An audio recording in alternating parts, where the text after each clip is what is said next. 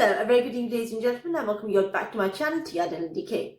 As you know, the main aim of this channel is to guide all the medical professionals and the skilled professionals who would like to consider other countries as an option to work and acquire education from its sector. Now, today we're not just going to talk about the specific country and its procedure on how to work as a dentist, but we're also going to talk about the different immigration policies. Because, of course, at the end of the day, it's very important for you to know what the country has to offer you. So after knowing all these details, it's going to be much easier for you to make a decision. Now, without much further ado, let's go. Now, today we're going to talk about how to work as a dentist in Sweden. Now, we're going to talk about the procedure, a detailed guide, and we're going to talk about the immigration policies as well.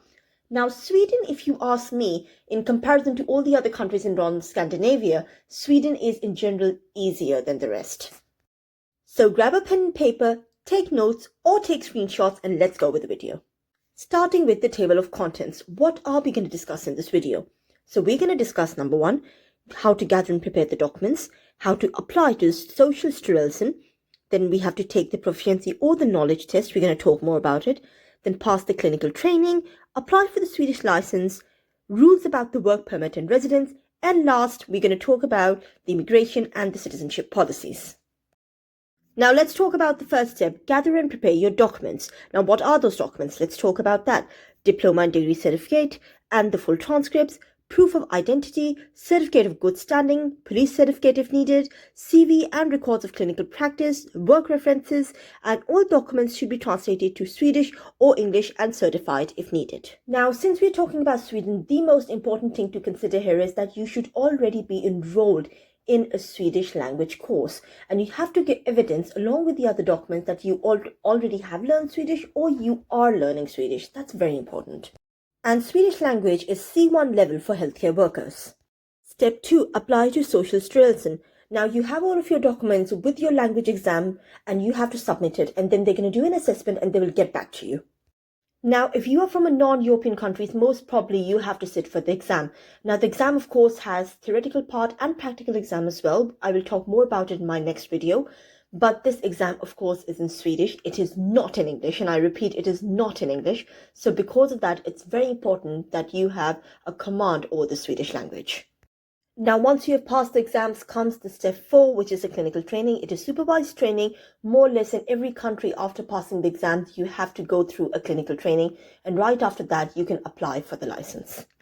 Now, after completing all the previous steps, comes to step 5, which is applying for the Swedish license. And once you get the license, you're legally allowed to work in Sweden. Step 6, work permit and residence. Now, if you're not already in Sweden, what you have to do is you have to apply for a job.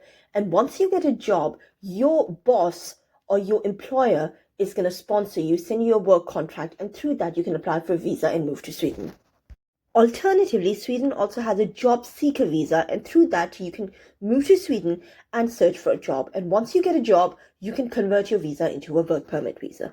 Now let's talk about the immigration policies. Okay, my favorite section of this entire video is the immigration policies.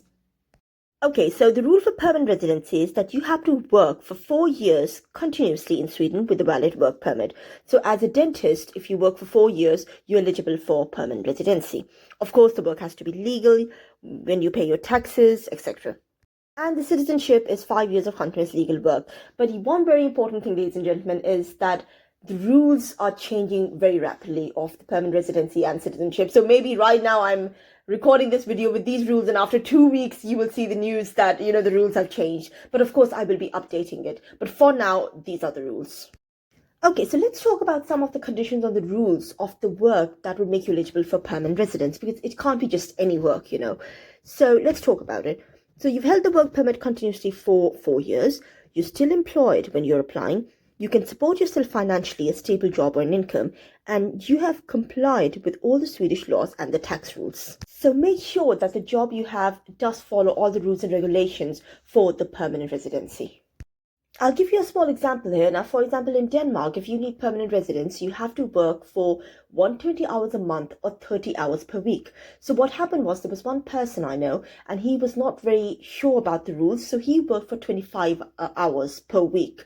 Now, according to that, he did not have 120 hours per month. It was less than that. So at the end, unfortunately, he was denied permanent residence, and he did not know that. He thought 25 hours is full time, and later he got to know that actual requirement is 30 hours.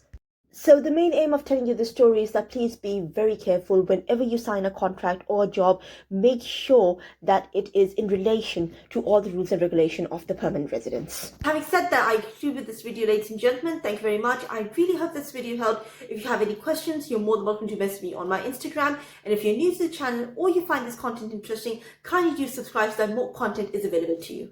I hope my content helps you, and have a good day.